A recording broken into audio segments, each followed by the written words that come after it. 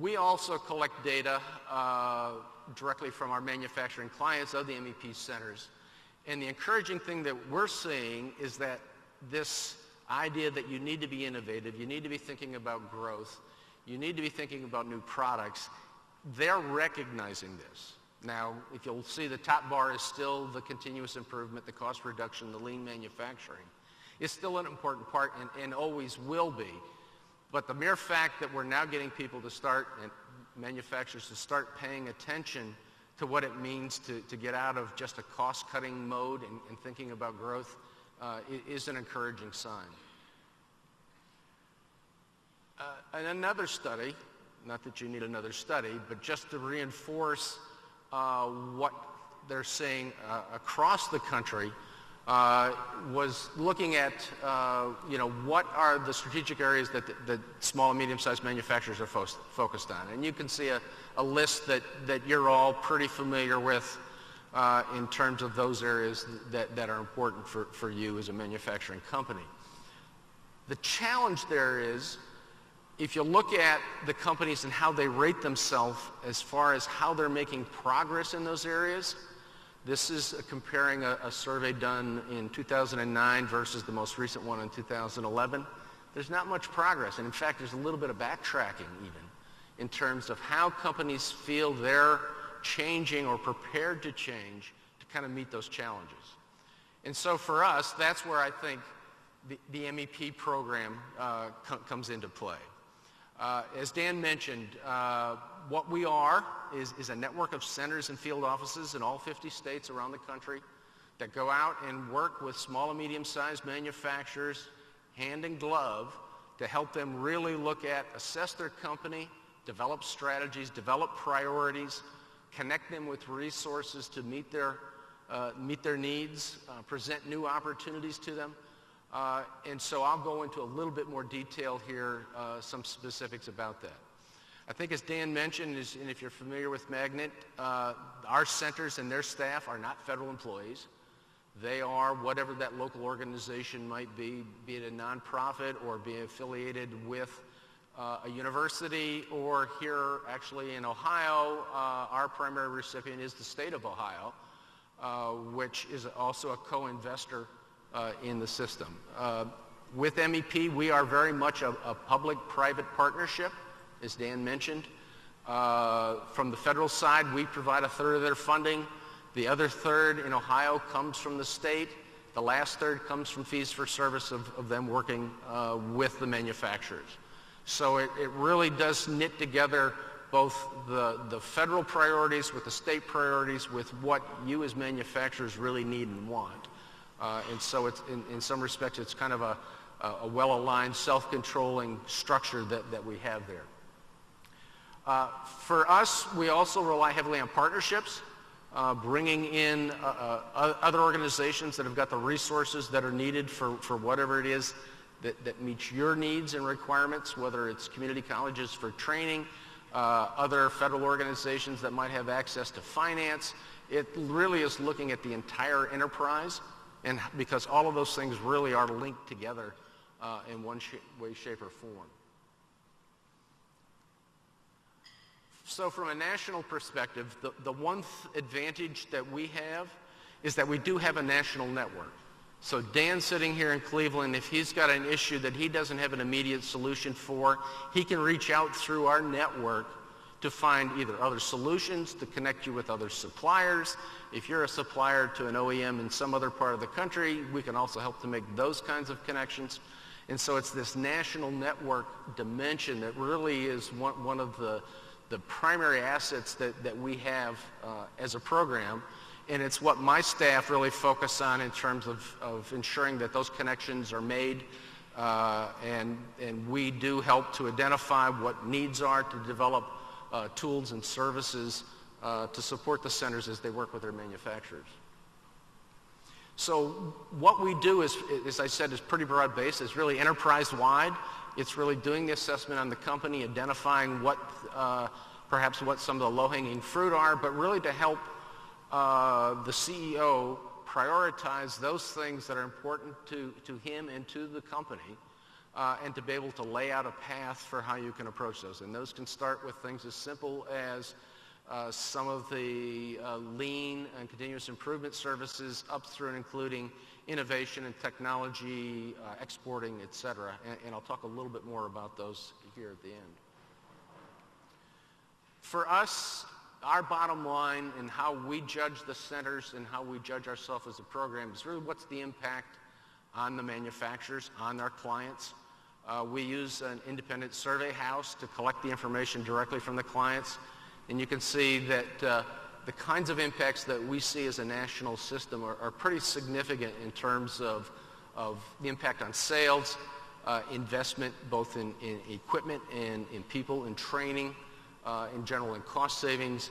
And then something that's obviously been on everybody's mind is really what impact does that have on jobs created and retained by the manufacturing companies.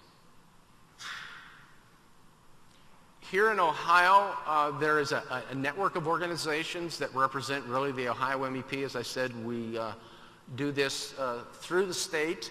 The various Edison centers really are looking at a vertical industry focus, but quite honestly, you can get into the system through any of those nodes, and they can connect you with the right resource that can help you meet your needs. If you look, let's see if I went too fast. Yeah, I did. That one takes a little while to load, doesn't it? Well, that is a map of Ohio. You can't really tell that from this. But the other, all I wanted to do there was show kind of the geographic spread of where these various Edison centers are located, but also to point out that those dots, which are the only thing that are showing up here right now, are the manufacturing technology SBDCs, which are also being brought and integrated into the system within the state of Ohio. So that's just another resource that the state is bringing together. From an MEP perspective, in our strategy going forward, and what's really been in place for a few years now, is really our focus is not on us, it's not on the centers, it really is on the manufacturers. It's really on you. And really, what is it that you need and what impact are we having that really make you more productive and more competitive? And it really comes down to bottom line profit. The more profitable you are, the better it's going to be for the state of Ohio, for the country, and everybody in general. We really take a two-pronged approach to this. So you still need to be lean and mean, you need to be efficient, you need to have all the cost efficiency things built in and looking at that. But rather than just either saving the expense or putting the money in your pocket, you really need to be looking at that as, ooh, I've now created excess capacity. How can I use that capacity to produce other products, get to new customers, get to new markets?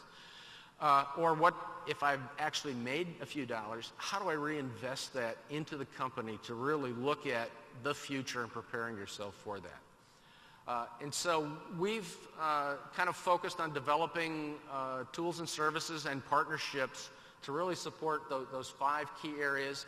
Again, still the continuous improvement, but with the idea, let's integrate continuous improvement with these other elements so that it's not just out there to save money, but how do I bring in these other elements related to either technology, how do I support you in your supply chains? And I know most of, if not all of you in this room are a part of a supply chain, either up or you've got suppliers below you, and how do you manage those elements? Certainly sustainability from very much a business perspective. This started off as the green revolution, but really there are many, many business opportunities in there and focusing on those. And then of course workforce, which is, as I said, as I mentioned previously, is a big challenge for manufacturers across the country finding the skilled workers they need to fill their production jobs. What our centers will do in kind of talking with the company, if you're one of those companies that says, I'm doing pretty good right now, I don't really need change, I don't know that I need your service, the challenge then is be candid. If you don't answer to me or to the center staff, kind of answer the question yourself, really where are you on that life cycle curve with your products? Because everybody goes over that hump at one point or another. If you're on the downside, You've got some real challenges to be able to make the changes to get back on that growing your profit margin curve. If you're over on the profit margin curve, that's the time to actually be thinking about what's the next big thing I need to do to change, to get and continuously innovate, to continuously improve, have new products in that pipeline, have new services coupled with them, whatever it might be, to continue on that positive growth side. And so what we've developed, and this goes back to what does innovation really mean, and for us, we understand that it's very complex and there's many, many dimensions to it, and it's different for each company, is really to come up with a system that takes you through some structured steps in a quick as possible time frame, also with as cheap as possible, because we know you don't have a lot to invest in these things, and it's a process. Dan refers to it as the 4 Ds, I too do occasionally, where we really take through and work with a company to take them through this innovation process. So if you've got an idea, you've already defined something, we can help you take and evaluate that idea to see if it's really something feasible, if there's a market for it, and make a go, no-go decision before you really get into that development and delivery phase of this. If you don't have any ideas, one of the things we're prepared to do with the centers is to bring in some other thoughts, to bring in some other experts that can help create some of those ideas for you. Actually start exploring how could technology help you in your manufacturing processes, how could technology be integrated into your products, and find the resources and sources to do that. So take you through kind of a defined, let's make a go, no-go decision in that discover phase, but let's do that quickly without doing lots of prototyping or lots of going down a path that ends up in a dead end. It's really not something that's good for you. And then once you've got that idea that really looks like it's got a potential market for you, pull together the resources to go through the design and development pieces of it. Magnet certainly is a good resource for that. I went through their facility last night to look at some of the capabilities they have, and that's certainly one of the resources that's available to you. But then also how do I explore the actual commercialization of this, the actual scale up of it? How do I get the production in place? How do I find the markets? All of those pieces are really how do we pull together all of the resources that can help you do that. For us, we've developed a number of tools and services from an MEP perspective that can support those different areas. It's the things that our centers have the capability and access to help you with this process. And I'll give you a few examples of some of these. The one thing that we found is, and I think, and again, I'm talking to an audience without really knowing whether you're a small or medium or a large manufacturer, but I'll assume you're in the small and medium-sized category, is mimicking what the big guys do probably won't work for you that well. And here's one example of a manufacturer in Louisiana that went through this process. And he said rather than really trying to follow what the big companies were doing, adapting and adjusting something that was appropriate for his company really was successful. It helped him understand what the risks were. So for him, reduce the fear of making the investments, making the commitments that were involved in that, and really getting into a mode of I can do this in terms of innovating and creating those new products and services.